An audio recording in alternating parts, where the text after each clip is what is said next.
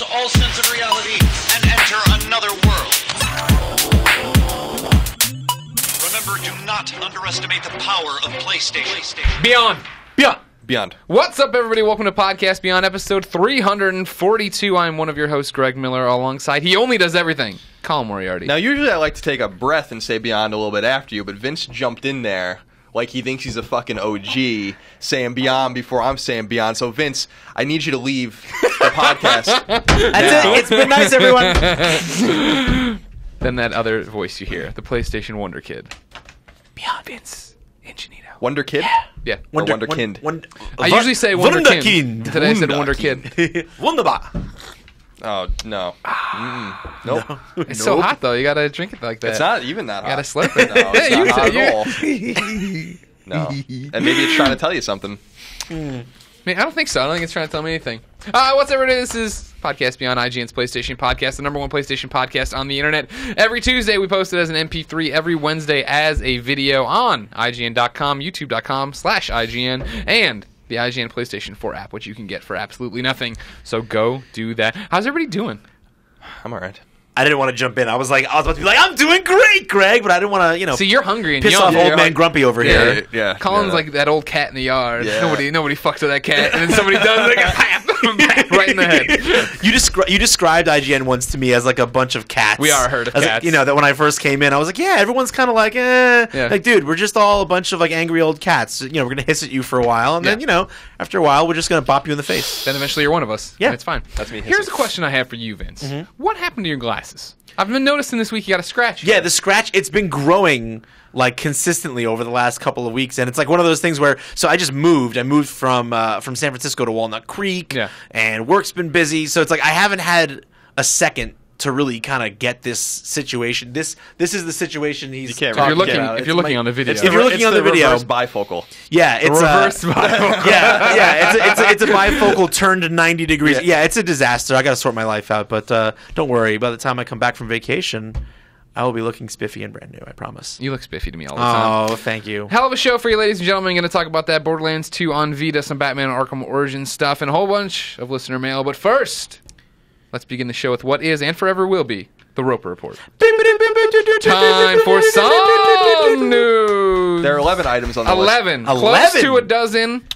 That's a plethora of news. It is a lot. myriad. Of news. Myriad. It's the reverse baker's dozen. A cornucopia. Real quick, are we said a couple weeks ago, Greg, not on the podcast, but actually in private, that Tuesdays were going to be mandate days. Right. But we'd never, not mandate, not like a mandate, but Sure. a man-date. Yeah. Are we doing that tonight? Because I just forgot about it. I did too. And You made plans? No. Okay. I don't ever have plans. Okay. Sometimes you go to dinners with people. That's true. I would have say plans on let's- I do Sunday. go to clandestine dinners And you have sometimes. plans on Sunday. You're absolutely like, do not screw with me on Sunday. Well, that's He doesn't during roll on Shabbos. During football season. Football season, I am like from preseason all the way through the Super Bowl. Do not even talk to me on a Sunday. Yeah. Because it's not. I'm not going anywhere. Unless you're watching football, then you're fine. Yeah, if you want to come over and watch football, you're more than Yeah. welcome to do that. But otherwise, don't even talk to me. Getting back to Mandate, Yeah. which sounds like Mandrake from Harry Potter. No, let's not do it. Because I leave town on Thursday. We have to record a show tomorrow night. So rather than just being like, hey, Steimer, Monday was your last night with me. Tough. I should I don't probably. think she really likes you that much. I think she likes me all right. Oh, all right. No, okay. She likes the flavor. She likes Yeah. the flavor. It's like she likes Guild Wars and Portillo Then I'm gonna and play. then me. Then I'm going to play Transistor tonight. Oh, that's what I want. I want to play. I want that to play game looks Walking so Dead. rad. I'm going to play Walking Dead and then Transistor. I should be packing tonight, but I'm probably going to play Transistor instead. Number 1. For the fourth time in 5 years, Sony Corporation will post a loss. For the fiscal 2013 year, which ended in March of 2014, Sony posted a loss of $1.27 billion, up from the company's projection in February of losing $1.07 billion, and a far cry from the $489 million the company projected to earn some time ago. In solidarity, Sony's CEO and President Kaz Hirai, along with numerous other executives, will take 50% pay cuts and return their annual bonuses, according to the Wall Street Journal. Dang. This is a very traditional Japanese thing to do, but still very interesting. And that's a symbolic thing, Right. That will mean nothing to the bottom line. They're they each probably get collectively $50 million in bonuses or something across the board, and then their salaries. I mean, who gives a shit? But it's them saying like, we will suffer too. Hey, we screwed up. We're gonna try to. We're gonna pay for it. Yeah. What does it mean, Colin? You're the numbers guy around here. Oh, sure. You're the businessman. Sure. Oh yeah, no doubt. So got that MBA. We always talk about it that the PlayStation business is doing fine. Yeah, PlayStation Sony's the one that's struggling. What does that mean in the grand scheme of things? I don't know. I mean, so the loss that they posted, they blame almost entirely on the PC division, which they're trying to spin off and sell. Yeah. So they apparently have so much unused stock, I guess, in parts and computers, like finished computers, that like they have to take these as losses on their books. I assume that will be fixed once they get rid of this particular division. What it means for PlayStation, I don't know. I don't think it means anything. I think if they're smart, they let PlayStation kind of do its thing. Kaz Hirai, who is the CEO of Sony Corp, comes from PlayStation, and so I think he knows the benefit of letting PlayStation kind of flex its muscles. But the Wall Street Journal makes a good point that they project to sell 20 million pieces of hardware this fiscal year. So that's PS4 and Vita and even PSP. Yeah. So you assume 15 million of that is PS4, but they were saying that even those numbers seem lofty, but compared to 6 years ago, that's down 45%. That they projected to sell almost 40 million units and did 6 years ago before they started posting losses, and that was when PS3, PS2, and PSP. So the PSP. So the market is shrinking. PS4 is doing great, but the overall PlayStation market seems to be shrinking. So, who knows what it means. They make a lot of money in weird ways, too. They have, like, banking services and medical equipment and, like, all sorts of weird shit. They're reviving the Walkman brand, which apparently is supposed to be, like, as a digital device, which is supposed to be pretty cool. And their 4K TV shit, they just won't give it up. So, the too bad. 3 richest kings will buy these and we'll be set. So that's basically all the insight I have. It was good. It's as usual. It's fascinating to me just because if you turn back the clock to when the first PlayStation hit, and Sony was absolutely known as a leader in electronics, like TVs and music players, you never would have guessed that in a decade that or more that it would be their gaming division that would be leading the company. Right. That everything else would seem like more or less dead weight.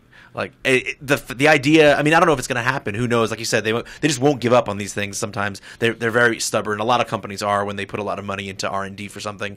But it would be amazing if we saw a future, maybe another 10 years down the road, where Sony is literally PlayStation and not much else. I mean, I don't want to see that for sure. But the idea that could happen, that kind of reversal, could be fascinating. Mm.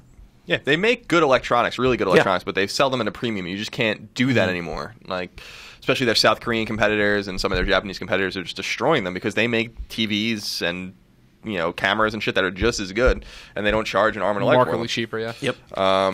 Okay. Number 2, Konami has revealed that its game sales are down 37% year over year. In its most recent fiscal year, the company sold 10.81 million games, down from 13.61 million games the year before. Metal Gear Solid 5 Ground Zeroes has been a strong performer for the company, as has the Japanese-only baseball game on PS3 and Vita, Professional Baseball Spirits, which sells extraordinarily well over there. Professional Baseball Spirits? I'm not sure if it's like a...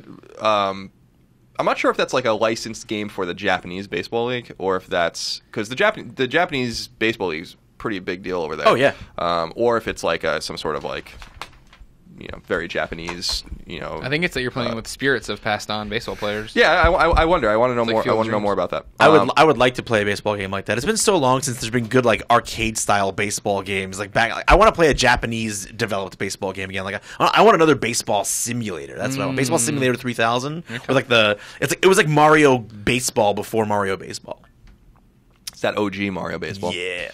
Had fire flowers. Mm-hmm. This is a quick aside, but number 3, similar to its first-party cousin Gran Turismo, which had a heavy slate of post-release DLC, Drive Club will be supported by a litany of microtransactions that will be available on day one. You can learn more about Drive Club, including about its cars, tracks, and more on IGN. We have a bunch of shit up about that game right now. That's the big first-party game for this fall. So can't wait. Enjoy.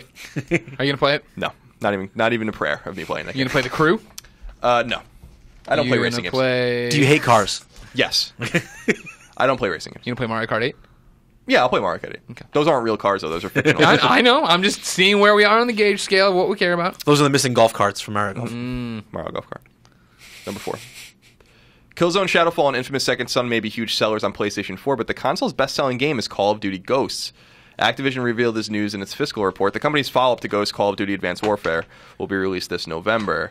I thought and had said incorrectly that Killzone was actually the best-selling game on the system because it sold about 2.5 million units.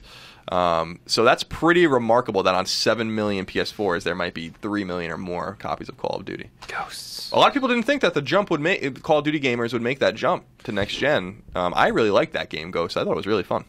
The campaign was good. The that like survival mode, the online mode, I can't remember what it's called anymore. I remember something Extinction, about a dog. Yeah, Riley. Was that a thing? Yeah, that was stupid. But I like Call of Duty campaigns. I like dogs. Yeah, so you're in good. They should take all of the campaigns from the Call of Duty games and put them on one disc and sell it. That'd be fun. The part that nobody plays. That's not true. A lot of people play it. You and I play it. A lot of people Most Call of Duty people don't. Alfredo and all his little first-person shooter friends, none of them play it. You think they want to practice or something? They do. Well, I mean, it's a completely different skill set, though. You practice against other people. You go on multiplayer to get your teeth. I'll go on multiplayer and wreck shop. You will not. Oh, yeah. No. No one will touch me. Number 5. Bandai Namco has revealed that Dark Souls 2 has sold 1.2 million copies in North America and Europe. Those sales only track through the end of March and don't count recently released PC iteration, indicating that sales are likely far higher.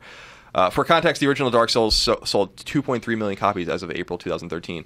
These are interesting sales here. The company revealed that Dragon Ball Z Battle of Z for PS3, Vita, and 360 sold 620,000 units.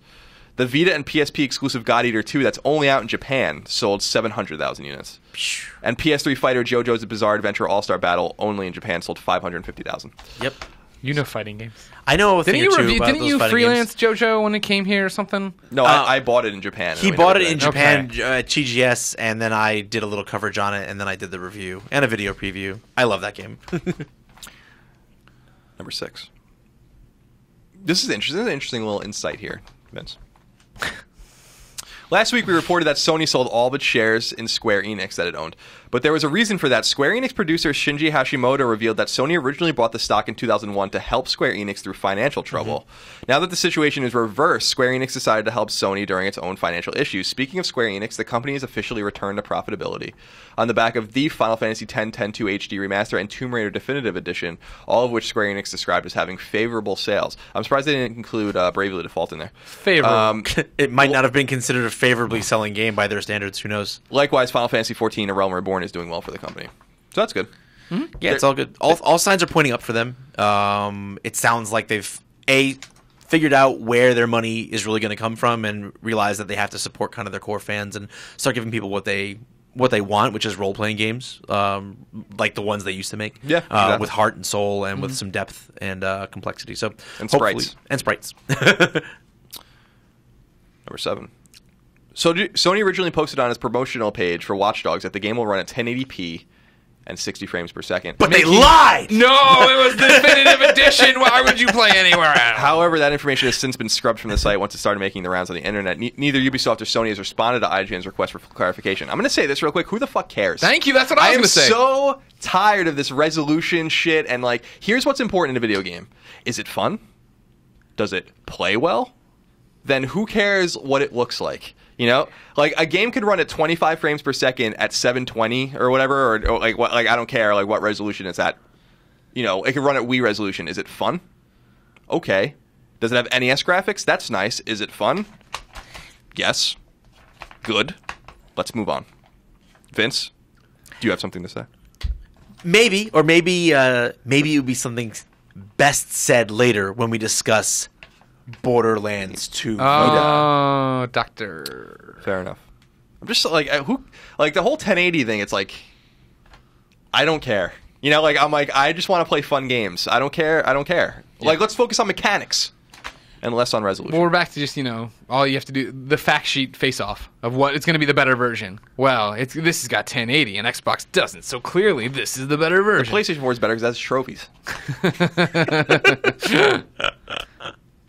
Number 8. The Darksiders franchise isn't dead, according to creative director Joe Madureira. I think that's how you say it. Nordic Games, which is a publisher, acquired the franchise from THQ during THQ's IP liquidation, along with Red Faction and MX vs. ATV. But as Nordic Games isn't a developer, it will need to find devs to work with. The series' old creative director's words seem to indicate that Nordic Games has plans for the franchise moving forward, though what those plans are remain to be seen. That's pretty cool. I'm really excited about that. I love Darksiders. I interviewed Joe Mad right leading up to the release of Darksiders 2. Super passionate guy. Cares very, very much about this property. Has a big, grand vision for it. He talked about some of the ideas that he had initially for it and the scope of it and scale of it. I really hope that he gets to continue chiseling out that vision, because if it's anything like what he described to me when we talked, I think it's something that people will react to. Killed THQ, now it's going to kill another publisher. That's fine, as long as I get to play the games. I don't care. As long as they get killed after it's released. Number 9. According to Sony Computer Entertainment Europe's senior designer Jed Ashforth, DualShock 4's light bar was originally designed with Project Morpheus in mind. Project Morpheus is, of course, the PlayStation brand's recently revealed VR headset, which was first shown to the world a couple of months ago at GDC. Sony recently released a patch that allows the light bar to be dimmed, though there's no word on if and when we can shut it off. That's it. Number 10. Austin writes into Beyond at IGN.com and says, last generation, everyone's living rooms were filled with motion controllers and plastic instruments. This generation, the Wii U, is so far a total failure, and Microsoft just announced the debundling of Kinect for Xbox One. Why is this? Are hardware manufacturers going to stop trying to innovate with consoles? What does this say for Oculus/Morpheus? Peripherals that will cost hundreds of dollars when they eventually release. I wish peripherals were dead. I remember when I remember getting the Super Scope, being like, here we go, and then this thing sucks and it works for 2 games, and hating them and being like, I'll never buy another peripheral. Super Scope, that was a weird one. And then by the time we got to like Rock Band and Guitar Hero, you had all these peripherals. I was like, no, not again. We're going down this path. But they got you with those ones for a little while. Yeah, and then like Wii comes out, it's got its controller, and then it's got like the steering wheel for Mario Kart and all this. It's like, stop. Well, it's a fine line, because some of those peripherals that you just named were designed and engineered very well to deliver an experience that was like mirrored in the software, and they were married together very like cohesively.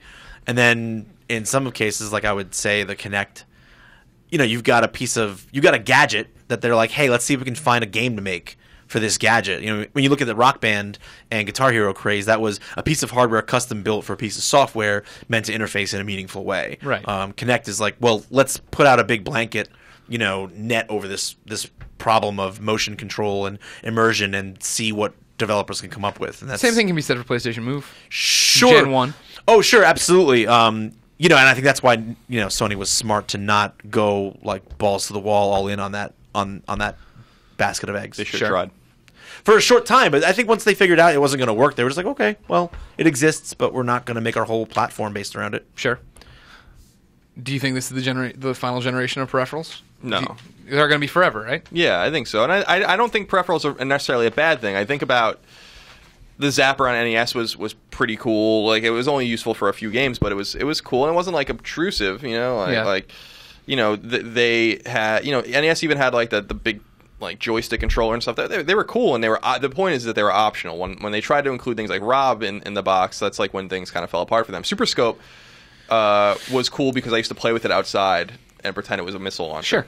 Sure. But then like the Guitar Hero and Rock Band shit was like that was a craze for a little while, and you had to have them. I understand like they're like in a fucking landfill somewhere now, but that was the way it goes. I think with these VR headsets, these are going to be boutique items that not everyone's going to buy, and as long as you don't shove them down people's throats, then it's going to be fine. People that want them are going to buy them. Whether or not they're successful has nothing to do with them being peripherals. I mean, my question for them turns Project Morpheus in particular, because that really is a peripheral, whereas Oculus is kind of a platform. For Morpheus, it feels similar to what happened with PlayStation Move, where they're going to say, here's Project Morpheus, here's the launch of 10 games, and then it's going to be Morpheus doesn't sell that well, it doesn't sell spectacularly, and nobody else wants to support it, because we're talking about with Shu at GDC, right? Like, he sees the games on Morpheus being from the ground up just for Morpheus, just like a good PlayStation Move should be, like Deadman's Quest or whatever. But that game didn't sell, there was no one there, and then people stopped making PlayStation Move games. Yeah. So how much rope do they get to make awesome Morpheus games? Poor Zindagi. Making some good games, and no one gives a shit.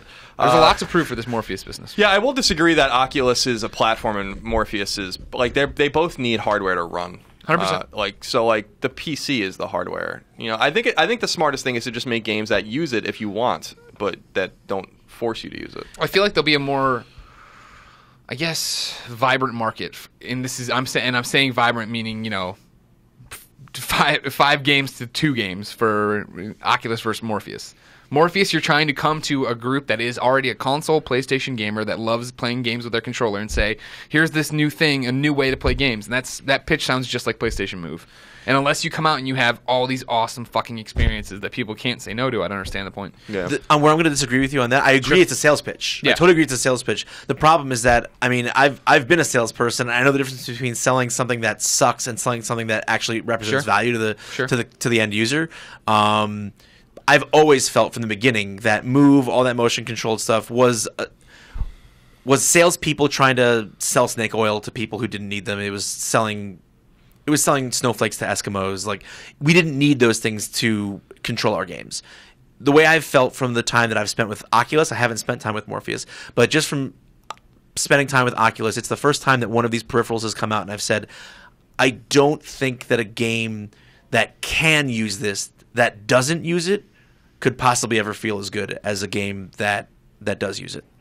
Like, if the genre it exists in can support it, like, for instance, Hawken, like a mech combat game, then the Oculus doesn't get in the way or kind of obscure control. It adds layers of control. Right. And I think that once people get to experience it themselves, you're not going to have to sell them. They're going to just be ravenous for it. That's what I think. I think that's how good it is. I think that's the case for Oculus. I think it's a different story for Morpheus. I haven't tried Morpheus yet. But I mean, I'm not even talking about the quality of the product. I think that there's different audiences they're going for. I think the PC gamer who's so into their games is willing to put down or back or do whatever with an Oculus. I think is a different person than the console gamer. I think that you're dealing with different install bases in different markets. It's possible, but I mean, it's all about, like, oh my god, what did I play at Jimmy's house? And I say a lot of kids. What did you play at Jimmy's house? Nothing. Spin the Jimmy bottle. hated me. Jimmy didn't like me. Get out of here. But I think a lot when a kid, or even forget a kid, a young adult goes over to their friend's place and they're looking around a real world, they're gonna go, holy shit, I need this in my life. That's what I think. All right, we'll see. Number 10. Some release dates. Diablo 3 Ultimate Evil Edition has a release date on PS3 and PS4, as well as Xbox 360 and Xbox One. The game will launch on August 19th. World War I game Valiant Hearts: The Great War, which I'm very excited about, also has a release date on PS4, PS3, Xbox 360, Xbox One, and PC. It will launch on June 25th. Unfortunately, upcoming survival horror game Dying Light has been delayed and will not launch until February 2015. That game looks cool. It does look cool. It's from Techland, right? Right. It's Mirror's Edge meets Dead Island. Yes, please. It's interesting. It's an interesting idea. Number 11. Here are the new games that have been announced for PlayStation platforms over the last week. Switch. Atmospheric puzzle game Never Alone has been revealed for PS4 as well as Xbox One and PC. Bizarre first-person shooter Visionek has been announced for PlayStation 4. Atelier Rorona Plus, which Vince will be reviewing, has been revealed for PlayStation 3 and PlayStation Vita and has been given a late June release date. Nope. Old school shooter R-Type Dimensions, which looks awesome, has been announced for PlayStation 3 and has been given a release date of May 20th in North America and May 21st in Europe. CD Brawler, putting it lightly, Senran Kagura Shinobi Versus, will migrate from Japan to the West on PlayStation Vita. And 6 new Japanese PS1 classics are coming soon to PSN. They are Sorara's Little Shop, Dragon Beat Legend of Pinball, Neoplanet, Heroin Dream. I like how you say each one and then look at me. Did you just say Heroin Dream? I'm having a Heroin Dream over here. Dream 2, and Tokyo 23 Kusufuku Wars. Good pronunciations. Thank you. Colin's a pro. I've been to Japan once, so You picked it all up? yeah. Just like riding a bike? Basically speak it. Basically speak the language. Wow, that's impressive. You said Heroin Dream, and the first thing I thought of was tourniquets, not like a female hero. Yeah, I'm sure that's not what they meant. But yeah. No, yeah. Maybe they did. I don't know. That'd Maybe be they awesome if it was Heroin Dreams. Vince, all those games sound great. They sound spectacular. You and I are going to play the fuck out of all of those. But they're not out yet. No, sadly. So if I wanted to know what was in stores now, where would I go? You would go to the PlayStation Store? No, you go to the Andrew Goldfarb Memorial upcoming list of all PlayStation software on all 3 platforms by the IGN editors. It's close. Dun, dun, dun, dun, dun, dun, dun, dun. Yeah, that was the first time I totally screwed it up. Yeah, you fucked it up. This Fucked it up this bad! is a really barren week. No PlayStation 4 games. That's the first time in One tumbleweed. That's the first time in a long time there hasn't been a PS4 game. So we can let it go.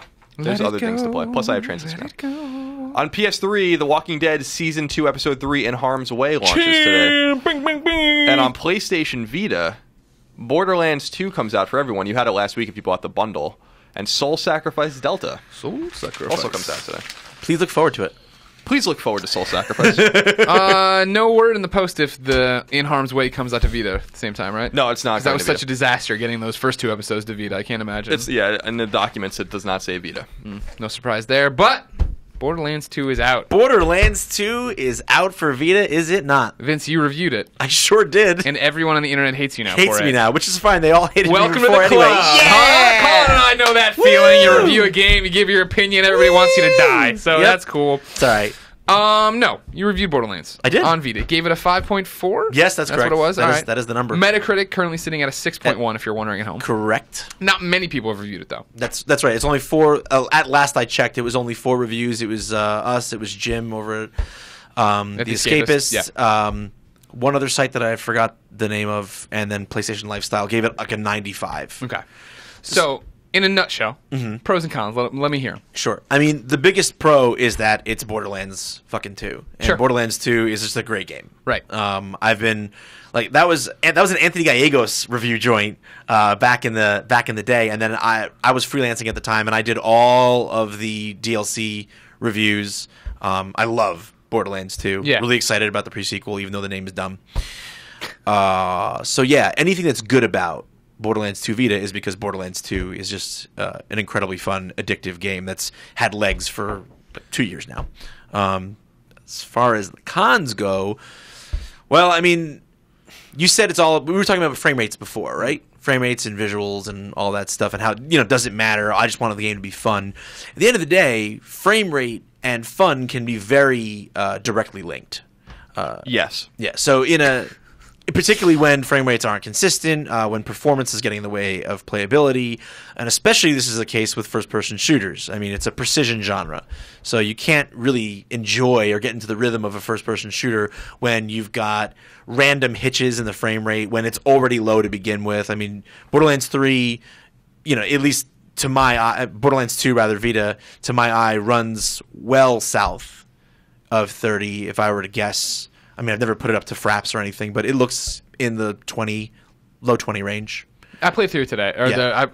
We'll get to my complaints here in a second. Sure. But I played through the opening of it today on the train or whatever, and definitely it was sub 30. Yeah, it's definitely sub 30, and it can get worse, and it does get worse when things start getting busy. So it's like you marry that with the fact that there's realities of the Vita hardware. It only has so many buttons. They have to map things in crazy ways, and one of those things requires putting melee and sprinting on the rear touch screen. And this isn't just me. I handed it to other people who were excited. There were so many people in this office excited about Borderlands 2 for Vita, and they were like, "Vince, I want to try it. I want to see what it's like." I'm like, "Okay, well, just brace yourself." But I handed them the Vita, didn't tell them anything about it, and they were like, how come this doesn't work? How come half the time when I press for melee, it doesn't come out? Yeah. Or when I'm trying to sprint, it just doesn't come out. I mean, you just tap it 3-4 times in a row, and it might come out once or twice. It's very finicky where you have to hit it. I understand they didn't want to be a situation where people are accidentally activating stuff, because that's been a problem with rear touch controls in the past.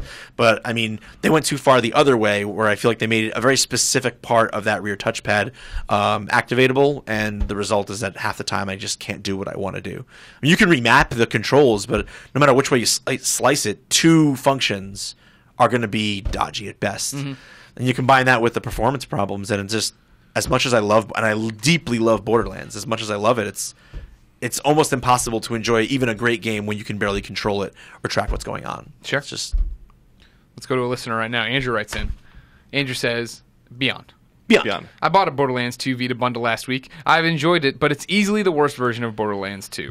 There are parts of Vince's reviews that I agree with, but others I feel were a bit harsh. He's got more experience with it than I do, but a 5.4 seems a little low. It's his opinion, he can think whatever he wants, and it's nice to see people explore the scale.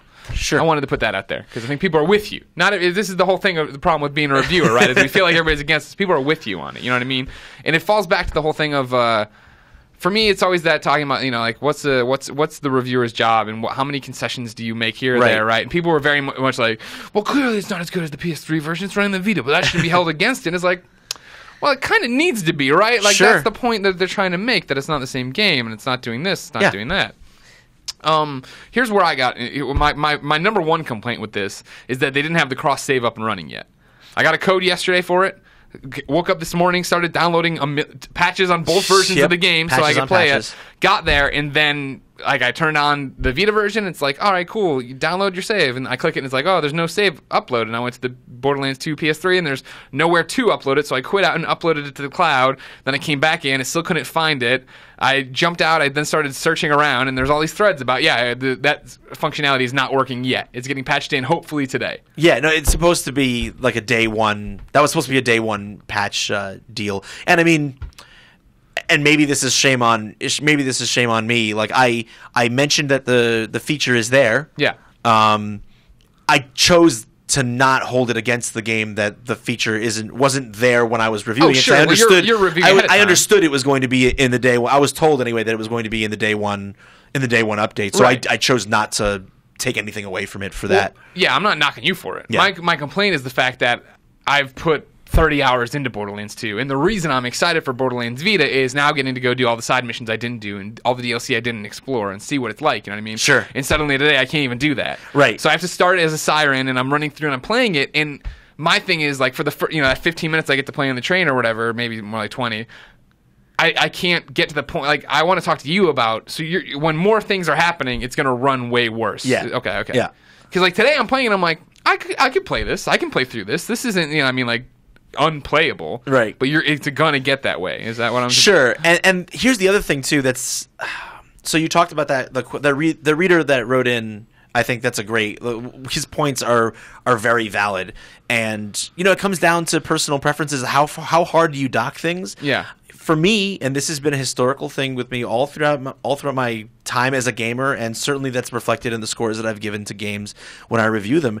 Frame rate and performance is just a huge, massive deal to me. It is a deal breaker. Like a game that does not have a consistent frame rate, that does not consistently stay up near or at 30 is just I'm going to hammer it. I don't care what platform it's on. I don't care how weak you're saying the hardware supposedly is. I'm going to slam it. Like, to me, 30 is the minimum space at which the game's technical specs are not interfering with my ability to play it in a fluid fashion. Sure. And to me, when you look at what the Vita is capable of, so I pointed some people to this.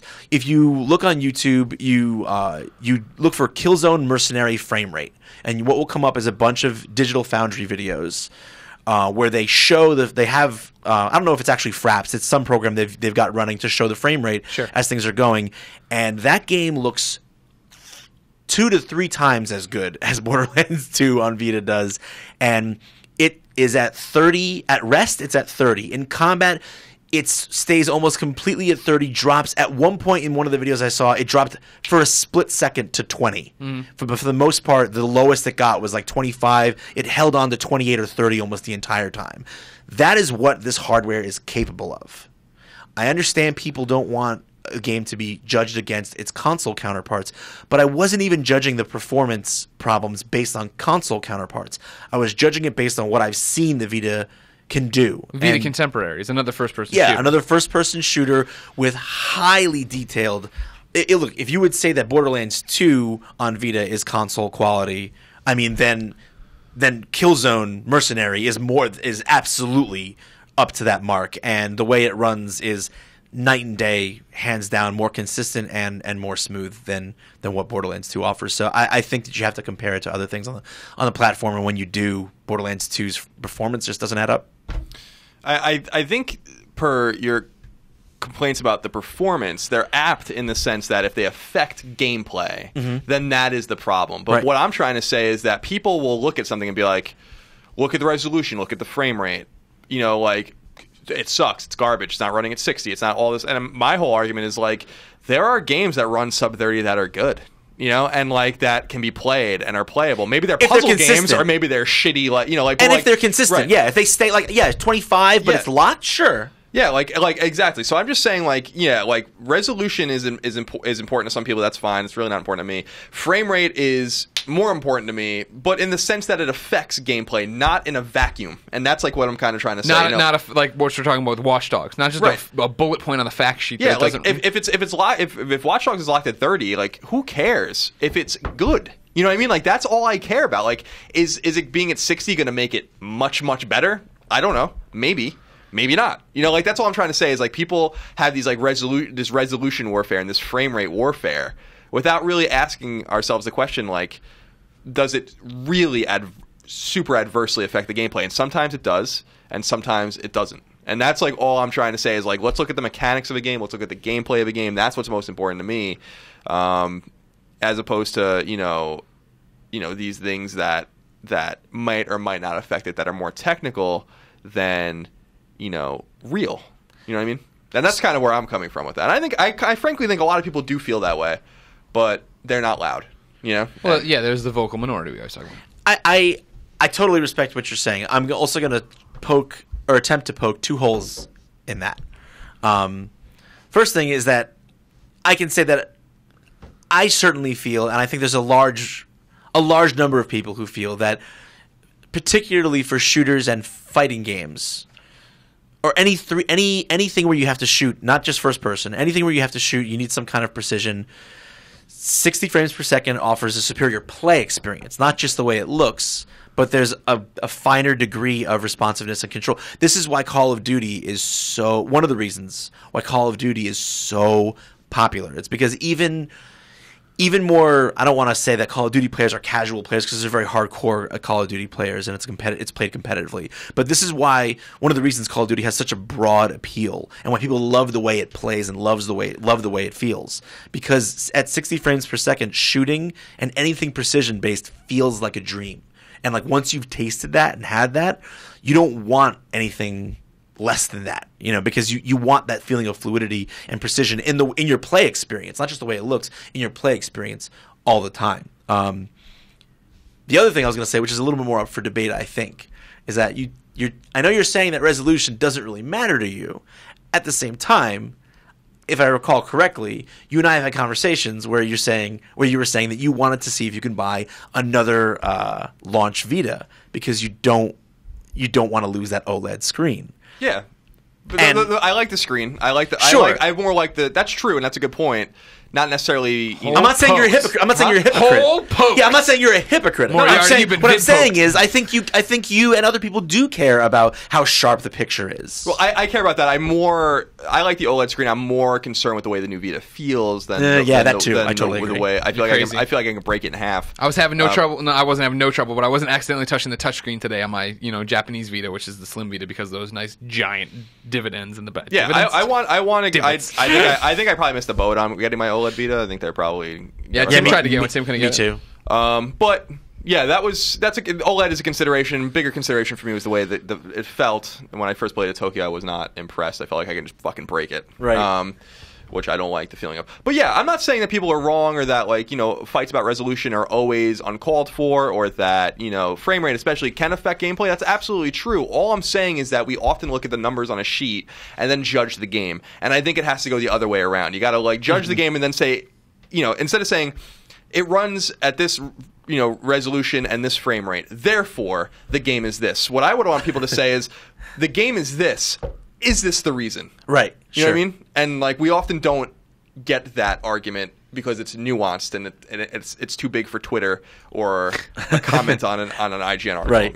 So that's all I'm saying. Ain't nobody got time for nuance in the 21st century. No, definitely not. So that's all I'm saying. I hate these battles because I want people to get this passionate about mechanics and gameplay, or our story, government, or real things that matter. but more, you know what I mean? I want people to have these passionate things about character development, these passionate conversations about why is this mechanic better than this mechanic. You don't hear that a lot. You often on the base level, you just hear people complaining about 1080 and stats, 60 frames. Who gives a shit? Let's talk about the mechanics and let's talk about the game. The game. And that's what I want more of from people, because I feel like it's lowest common denominator shit at this point. Let's move past it and see if we can start getting into the meat. I totally agree with you. I don't think we talk about, not just us personally. I think that mechanics and what makes a mechanic rewarding and what makes a mechanic well designed to where it positively reinforces certain behaviors from the player. People don't talk about those things, and those are things that don't require technology necessarily to advance. They just require good engineering and good design, study. And you're right. I think we don't talk about those things enough. I guess the reason why so many people react so strongly to the resolution side of things and to the frame rate side of things, aside from kind of like, bipartisan console, fanboy politics, aside from that, I say this all the time to people. The term video game is 2 words. It's video and it's game. And the game has to play great.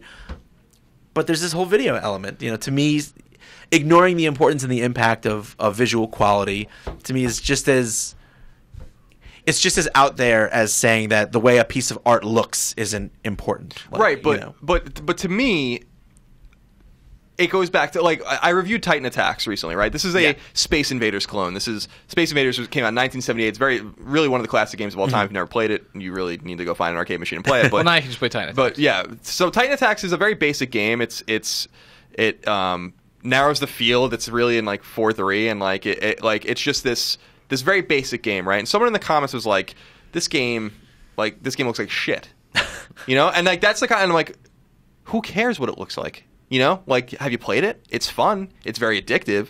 It's all about leaderboards and high score chasing, just like Resogun was, but Resogun's actually really pretty. And that's the kind of thing I'm trying to fight against, because when people say look at Mega Man, look how bad it looks. I'm still waiting for someone to find a game that plays better than Mega Man to me, because I've never played that game, so I don't care. Mega Man 3 runs extraordinarily well, except for all the slowdown everywhere. Right. But you actually get used to it and actually use it to your advantage when you learn the game. But Mega Man 3 to me is the quintessential gameplay experience. Besides Mega Man 2. And Mega Man, well, they play the same. So Mega Man 3 is a better game. But that's an 8-bit NES game. That could not stack up to anything technically that's being made today. But I like to focus on the mechanics, and man, Mega Man is just that pure fucking shit right there. You know what I mean? It does. I don't care how pretty.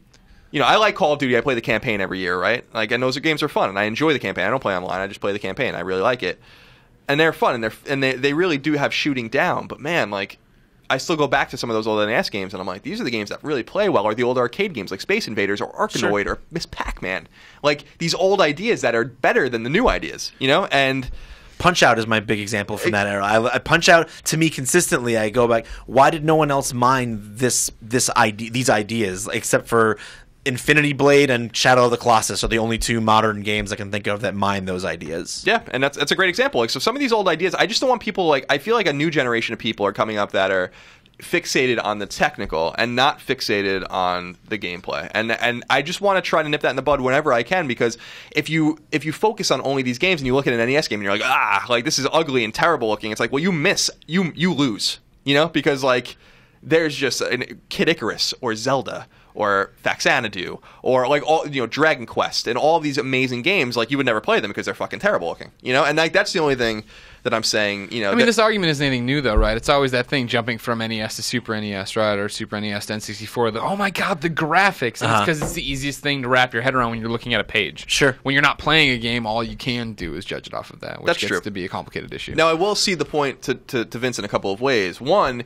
is that when I came out here, I never had an HDTV, nor did I know anyone that had an HDTV in college, because we were all poor. Yeah. Right. So when I came here, I started using my HDTV at my desk, whatever, and I'm like, wow, this is really, yeah. It's not all squished anymore, and it's there's resolution and you can beautiful colors and vibrancy. And then when I went home and finally got my own HDTV and I started watching football and hockey on it, I'm like, holy shit. Yeah. And then it would really pop when I'd go to other people's houses at that time, because HDTV still didn't proliferate really in 2007, 2008. And they would still have it in their box TVs and stuff like that. I'm like, oh my You don't know you're missing. What the fuck? You know what I mean? So I totally understand that argument, because that popped in me, because I was I didn't know what I was missing. So that's one point. The second point is that resolution does matter to me in the sense that when I play my 3DS, I'm like, my God. There's some great games on there that I play. Fire Emblem I spend some time with, and Mario Golf we're playing right now. When I play the Mario games that come out or whatever. When I played Zelda over Christmas break, I was like, these are fun games, but holy shit. I'm like, wow. For me, it's the other thing where the game. Look at that's where I fall into noticeable. your gameplay side. Well, yeah, it's noticeable. I'm like, oh, this doesn't look amazing, but I get so lost in the gameplay, I don't care. With my 80 hours with Mario Golf or my 20 with Zelda, you know what I mean? you're through that initial thing of like, okay, whatever. Like, oh, this would have looked better on Vita or on the Wii U or anything. You know what I mean? Then you're like, oh, whatever. Yeah, I agree. Like, I played Zelda, I enjoyed it. Didn't stop me from playing all the Fire Emblem or all these things. But when you look at it, you're like, so I agree with you. Like, these things do matter in a current contemporary sense. In that, I played 3DS after playing a bunch of Vita, and I'm like, okay, like here we are. But what what that tells me, because the 3DS is outselling Vita like 10-1. Is that doesn't matter? Maybe it doesn't matter to a lot of people, and maybe we just have to keep that in context. Yeah, So sure. So that's it. Yeah, I mean, and that's the thing. And the through line that I try to draw through all of this is that what it really comes down to, it's not that 3D graphics are better than 2D graphics. It's not that a 30 frames per second game can't be as good as a 60 frames per second game, or that a game running in 1080p is always going to be better than a game running at 720p, right? The real thing is when technical limitations are interfering with and marring not just the player's experience gameplay-wise, but I would say that beyond that, when the technical aspects of a platform are getting in the way of the creator's vision, I don't like. For instance, the way that, like you said, with these 3DS games, I don't think the artists envisioned their games looking blurry like that. Like, that's not how they envisioned them. They envisioned them looking sharp and crisp and beautiful, but they're working with what they have. And that's why I like the Wii U in terms of the way it looks, because trying to play a game on the Wii, like you said, because it was all standard definition stuff on the Wii, I was like, I'm not looking at what the creator intended. I'm looking at what they wanted to make filtered through these other limitations of technology. And then when I look at, say, Mario Kart 8 running, I'm just like, because now I'm seeing all that wide-eyed imagination that Nintendo can bring, but it's like putting on a new pair of glasses and actually seeing it the way it's meant to be seen. And I feel like when technical issues get in the way of communicating what the creators want to communicate, that's frustrating for me. And maybe for some people it's not as frustrating, and I'll admit that. But for me, it makes me want to like throw something. One other point I want to bring up, if I may, about Borderlands, which I think is interesting, is that they showed me the game, as you guys know, and I think they showed me very selective parts of the games that didn't have really a lot of enemies and all these kinds of things. The game ran, like we always say, I don't have one of those savant 29.5 frames. You said it before, you can't see it. Yeah, like Carmack or something, where he's like, oh, I can't ship this because it's running at 59.8 frames a second. It's like, well, okay. But I can tell, bad frame rate, really bad frame rate, okay frame rate, good frame rate, great frame rate. And I think most people can. I'm not one of those guys like, this is 28 frames a second. I need one of those, like you said, one of those indicators. The old Craig Harris eye. Right, or Craig Harris, yeah. Craig Harris's eye would be very good. And the game was running, they claim, between 28 and 32 frames a second. And that seemed to pass the test for me, except for some dips I saw with lots of enemies on the screen, like you said. But I also wonder if Borderlands isn't running well, because we talk about Killzone, or we talk even about Uncharted, and I still say Uncharted is the prettiest and best running game, console quality game on the system, which is a launch game. We'll probably never get anything better than that in that regard. Borderlands is open world, and I wonder if that is part of the limitation too. Killzone, you're on a map, you're on a part of a map. Right. And so this gives you, they close everything around it, and then they turn on the AI and the Hellgas come out. With Uncharted, it's even more linear and more corridor driven. Sure. I wonder if there was just some hitch with Borderlands 2 where it's like they turn shit off in the background. They got, when there would be 12 enemies on PS3, there are 9 enemies on Vita. They got rid of the ragdolling. They did all of this shit to make the game run better. And I wonder if, knowing some of the guys, we know some of the guys that worked on it that are really smart dudes at Sony. Yeah. I'm wondering if it's just the open world nature of the game, which is like Vita just can't do it, there's just too much shit, because Vita doesn't know if you're on a map, and you're fighting some dudes, you're not just going to fucking run away and go into some crazy direction right. to the other side of the map, and it has to have it loaded, or at least it has to have the algorithm to know that if you turn around and start running, then it better load it quick, and so I wonder if that is part of the technical issue why the game just wasn't running well. It certainly is, and not trying to derail us completely here, but that brings we're a conversational podcast. That brings me to a bigger question, which is should developers make decisions about whether or not they should port something to a platform? Like, at what point does a developer or a publisher go, look, this would require too many compromises, and maybe this is just not the best thing to do? And I mean, I guess the answer is in the numbers, right? I guess there's tons of people out there right now who are skewering me and saying they're having a great time with Borderlands 2 Vita, which is great. I'm happy people are enjoying what they paid for. That's all I want to see is people having a good time. But maybe they said to themselves, look, some people will call it out and other people won't. And enough people won't that will make back our money. I mean, at what point do you, beyond just economics, at what point do you say maybe this is something that's not really suited for this platform? Yeah, I think that my take on it is that they realized that it wasn't going to work too late. Like in the way that they wanted it to. Like they very unwisely announced that bundle, which gave Iron Galaxy a hard end date. Maybe they could have massaged it for 6 more months. Maybe that would have been the wiser decision to do that. Release it around when Borderlands pre-sequel comes out. That Borderlands 2 is also on Vita if you want to play it, and maybe it runs a little bit better, maybe the frame rate's a little bit better, all these kinds of things. And I think it was a victim of bad timing. I think it was a victim of, listening to your fans and listening to what people want, but not gauging that against the realism. Like, I want Fallout 3 on Vita. Fallout 3 would never run on Vita. Never. Yeah. If Borderlands 2 couldn't run on Vita, there's no way, because that is an open world. Yeah, right. Yeah. And you can run from one end of that map to the other with no loading, and that's a huge map. So it's not like Borderlands with territories and things like that. Sure. So I just wonder, I think it was educational. I think Borderlands 2 is educational in the sense that it's just going to show companies that some of these games just aren't going to work, and that sucks because, man, wouldn't it be awesome to have New Vegas, Funny you say that. We have 2 reader questions, both driving at the same topic, but from different parts of the spectrum. Taylor writes in and says, Beyond. God, it's like your first podcast, you two.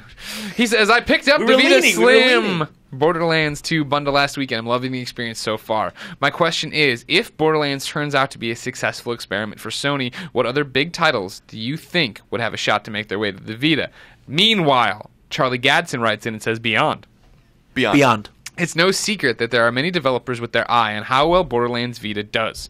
After IGN has posted its mediocre score of the game and word of mouth spreads about its mediocrity, it's only natural to ask, is Borderlands Vita the last AAA game on Sony's handheld? Well, I think we've already seen a little bit of help me out here a little bit, Colin. We saw a story we had a story out this week about someone at Sony discussing that the economics of AAA just don't work. This was, I thought it was somebody from Xbox, wasn't it, Spencer? Said something to this effect earlier this week too, that there was no economy for AAA games on Vita. Yeah, maybe that's what it was. I'm blanking on where the story came out of or who it was. I'm not sure I saw that. Yeah, no, I definitely read it somewhere this week. I'm so prepared, guys. Sorry. I think I just nailed it for you, so don't worry. I'll double check that while you talk. Cool. And I feel like this is a great... I've felt from the beginning that is great. I've often said that Uncharted Golden Abyss was the worst thing that could have happened to the Vita. And not because the game wasn't amazing, because it was. But it, right out of the gate, it made it seem like the expectation of at-home console-quality gaming on the go was something viable. And I've never believed that it was. Not necessarily always from an economic standpoint, but from a design standpoint. The idea of what you want to do when you're in a game portably, when you're sitting on a train or standing in line, or when you're even when you're on a plane, for me is just fundamentally different than how you design a game for when I sit down on my couch and I'm going to play for 4, 5, 6 hours straight. You were correct. Don Mesa. Quote, the economics simply don't work with the traditional process. Good AAA, I'll read the whole thing. Process, SEA's, Product Planning and Platform Software Innovation Director Don Mesa said in a response to a fan asking for more, quote, good AAA games on Vita, along the lines of Killzone and Golden Abyss. Quote, we have to do something different to get AAA games on Vita. We accomplished it to a certain degree by making PS4 games work on the Vita via remote play. PS Now will be another way streaming PlayStation 3 games on the Vita. Yeah. Yeah, and... to me, that's just where I do believe that Borderlands 2 will be the beginning. Like you said, it's a learning experience. And for me, I feel like the lesson is not that not that the Vita is underpowered, not that the Vita can't do certain things. The question isn't whether or not it can do it. It's whether or not it should do it. Does it make business sense? And does it result in greater games? Going back to your point again before about graphics don't necessarily make a game play better, or more technically sound or more technically impressive games don't make a game better. The highest review I've given out, the second highest review now that I've given out all the time I've been writing reviews for IGN was for Stealth Inc. Stealth Inc. I knew it was gonna be Stealth Inc. Yeah, it was for Stealth Inc., which is a 2D side-scrolling platform puzzler that's technically very basic, but artistically very recognizable and interesting in terms of the way the art design works. To me, that's what I want to see more of on the Vita. When people look at, I had this same conversation with several people in the audience in the office, and it was very sad. Hey, how's Borderlands 2 on Vita? I'm like, it's not that great. Here, try it for yourself. See what you think. And then like, well, there goes all my hope for the Vita. I guess I'm never gonna have any games on this thing. And I'm like, oh. There's so many games. There's so many games on this system. There's so many good small scale, indie, and not just non-indie, just smaller scale games that are designed from the ground up to be portable experiences. And that's what I want on a portable system. I don't need, a AAA 20-hour adventure. This goes back, I think, to a couple things, and it's again a little bit marketing and salesmanship, right? The Vita was pitched as a console in your pocket. It's the console experience. You finally get your two sticks, and that's what people got hung up on. And it's similar to the PlayStation Move thing, but it's weird because the PlayStation Move, right, is great when it's a game built from the ground up for it. Vita games are great when they're built from the ground up for it. But the problem is the games that are great on Vita aren't the games you were pitched originally. They aren't the console experience for the most part, right? Yeah, there's a few, but not many. And I think, so to answer one of the guys' questions, which was like, is this the last AAA game we're going to get on Vita? Absolutely not. Like, first party will release more games. Freedom Wars is a huge game, and that's going to come out later this year from Sony Japan. And Gravity Rush 2 is going to come out eventually too, and that's another AAA game. And I think there'll be more. I think there's going to be more third-party AAA games. I think you could see, and this is not. I don't know anything. I'm just saying. Don't turn this into an article. Yeah, like I think you could. I think there's potentially you can see a Batman game, or like not the one we got like on Vita, but like Arkham or Origins or something like that. A game like that could probably run on Vita. No way. I think you could. You don't think that game could run on Vita? Arkham Origins? I'm sorry, Arkham. Yeah, the third game, Arkham, the one that came out last year. A giant open world Batman game? That's not a huge open world. It's bigger than Batman Arkham City was. Yeah, but that's not. I don't think like Borderlands 2-ish. Real quick while we're here, this one goes to TJ. TJ wrote and said, just wanted to share a couple of screenshots from my PlayStation 4 trophy list. Batman Arkham Origins, not Blackgate, is shown with a shared trophy list for Vita and PS3. Any chance this could be ported to Vita, or is it just an error? That's probably an error. I reached out to WB. I think it's just an error. They haven't responded yet. Yeah, I think people have. That's been there for a while. But I think, in other words, I think that there's some companies that are looking at what's going on Vita and seeing some success with some of their products. Like the Lego games keep coming to Vita. They wouldn't do that if that wasn't the case. Atelier games keep coming to Vita. They wouldn't keep releasing those. So there's some success with some of these more mid-tier and some higher-tier games.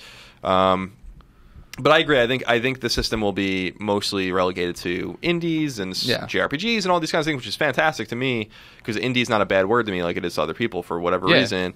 And but I do agree that it also is about the time and money that a company has or a developer has and the talent at that developer. And Iron Galaxy is a good developer, but they are not Sony Bend and they are not Guerrilla, and like those were first party studios with lots of knowledge and know-how with the Vita and time to make their games.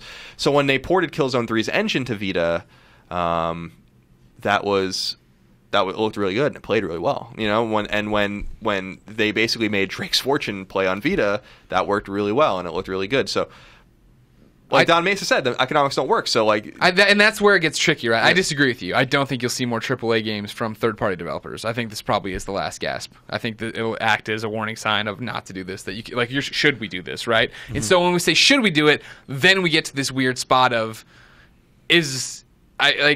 what is a triple? What are we going to define as a AAA thing? If it's an Assassin's Creed card game, you know what I mean? Like if it's not the experience you expect, right? If it's something different, does that still count? Like brands.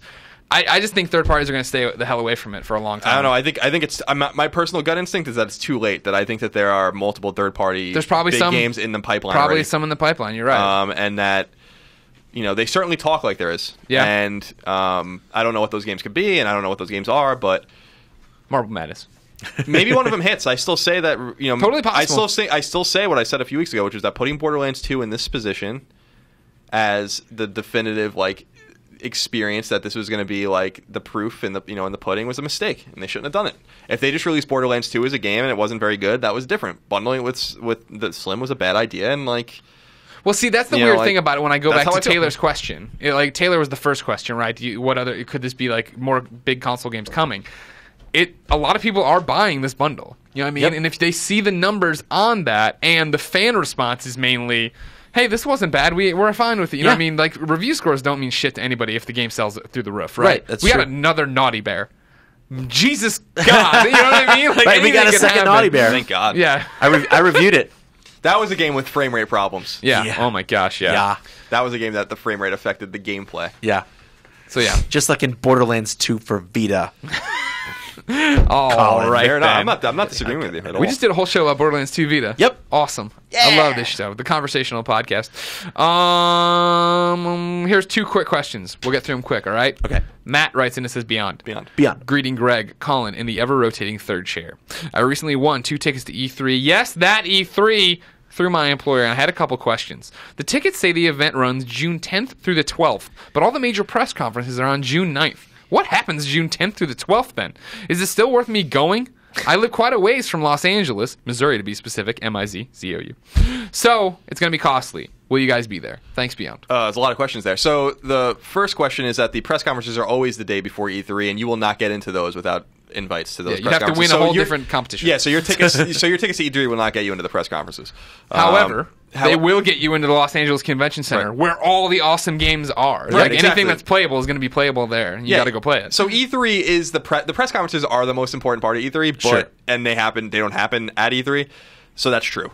But yeah, the 3 days on the show floor when you can walk around, all the halls and get your hands on with games and talk to people and meet people, that's what E3 really is, and you will get to have that experience. And yes, we will be there. Yeah, of course we will. Look first on the floor. Look for I think Vince. this is I was in my 8th or 9th E3. Wow, Aren't you're you so old. excited, You're Colin? so old. Oh God, I'm thrilled. I love E3. Macca writes in and says, was just reading Colin's article about why Sunset Overdrive is an Xbox exclusive, and one main point struck me. It was mentioned that one of Insomniac's main requirements in their publishing negotiations was that they own the IP. Does this mean that we could see Sunset Overdrive or a sequel on PS4 somewhere down the line? So as far as I understand, Sunset Overdrive 1 will never appear on anything but Xbox One, and maybe it can come to PC at some point, but it'll never be on PlayStation. Sunset Overdrive 2 could absolutely be a PlayStation game. Good call on their part. So, yeah, they're desperate to own their own IP. Right. You have to understand, Insomniac's experience has been like, oh, we created Spyro? Well, fuck Activision us. gets that. Oh, we created Ratchet and Clank? Well, we lost that. We don't own any of that. Oh, we created Resistance? Well, we don't own any of that. So they were like, no, we own our IP. Because look what happened. Spyro especially was like, I think very painful for them to see like Skylanders is huge. Yeah. And that's their character. And they can't do anything about it. My heart breaks for them when I think about that. So, you have to understand that Ted Price's experience and those guys' experience is like, we make these great games, these mascots. Not so much Resistance. I love Resistance, but Ratchet and Spyro.